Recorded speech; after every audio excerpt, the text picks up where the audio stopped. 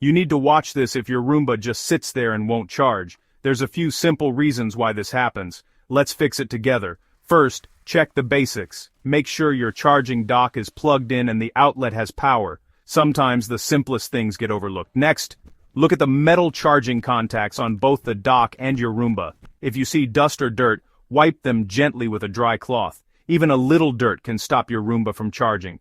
Now check if the dock's power light is on. No light? Try plugging the dock into a different outlet. Still not working? Make sure the Roomba is properly lined up with the dock. The contacts on the robot should touch the contacts on the dock. Sometimes, a bump or misalignment is all it takes to stop charging. If nothing helps, remove the Roomba's battery for a few minutes, then put it back in. This can reset things and help it charge again. If your Roomba still won't charge, the battery or dock might need replacing. Check your warranty or contact support for help, and that's it.